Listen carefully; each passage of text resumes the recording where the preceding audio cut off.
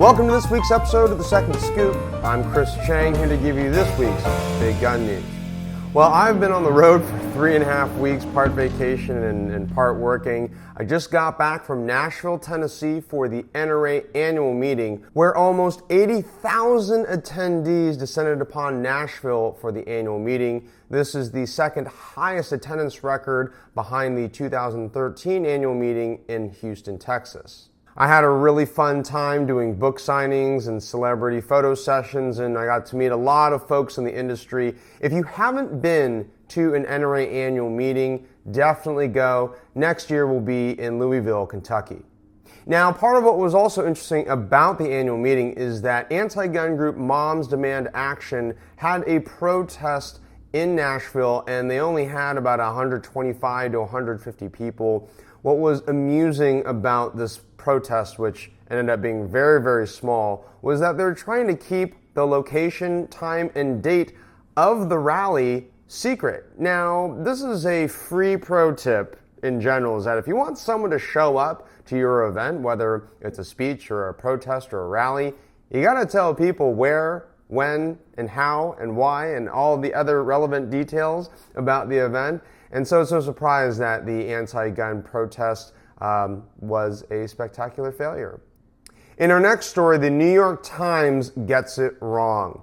Prior to the NRA annual meeting, the New York Times had reported in their editorial section that the NRA was not allowing any loaded firearms at the gun show. So they were calling out hypocrisy because at a lot of gun shows, firing pins have to be removed, and obviously that's for safety concern because they're on display, and thousands of attendees are handling these firearms. But what the New York Times failed to understand is that if you had a concealed carry permit, you were allowed to carry concealed or actually even open carry on the convention floor, and this is all in accordance with federal, state, and local laws. And let me tell you firsthand, I saw a few hundred people who were either open carrying or concealed carrying, and they told me they were concealed carrying. I obviously didn't see their gun if it was concealed.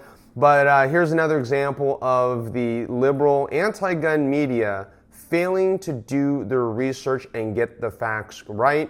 I would expect to see a full retraction and apology from the New York Times for delivering incorrect information. However, I feel that we're probably not going to see that come from them. So, not holding my breath, but we should all do our part in holding the media's feet to the fire and reporting true and accurate information. In our third story, the National Shooting Sports Foundation is continuing its Don't Lie for the Other Guy straw purchase campaign. Here in the Bay Area, in the cities of Oakland and Richmond, California, the National Shooting Sports Foundation has put up some billboards noting, "Buy a gun for someone who can't. Buy yourself 10 years in jail." From the official NSSF press release, more than 11.3 million weekly media impressions will be delivered via billboard and mass transit shelter posters through April 19th through the public education program, which is being funded by the firearms industry. In addition, more than 900 30-second radio spots will air during the campaign. The Don't Lie for the Other Guy campaign is also launching on the East Coast in Camden, New Jersey, and the Wilmington, Delaware areas. And so keep an eye out for these billboards, and remember, don't lie for the other guy.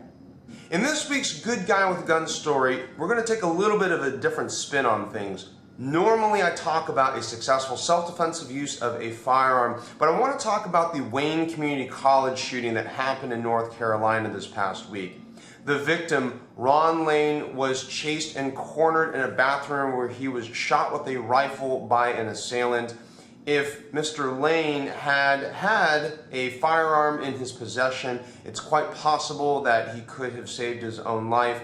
Of course, we'll never know, but I know for sure that if I'm ever in a situation like that I'd want to have a fighting chance. And of course, what Mr. Lane was also fighting up against was anti-gun laws on the campus. Now, the community college system in North Carolina apparently is part gun-free zone, part not.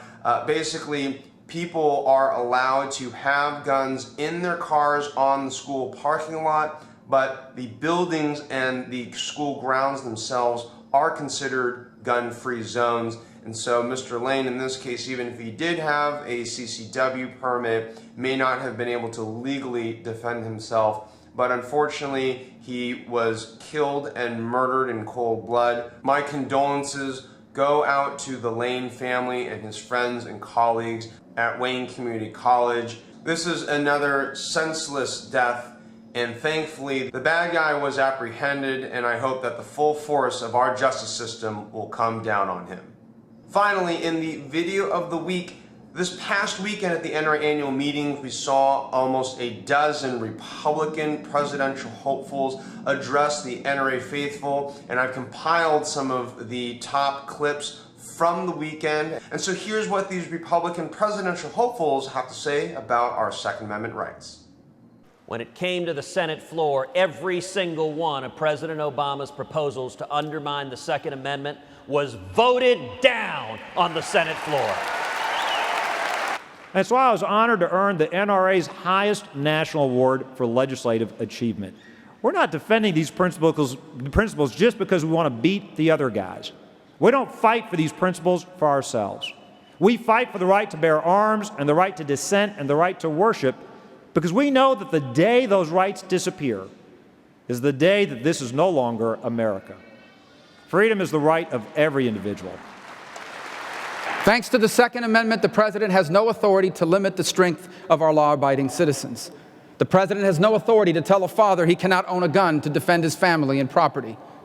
The President has no authority to tell a young woman she is better off without the protection of a firearm.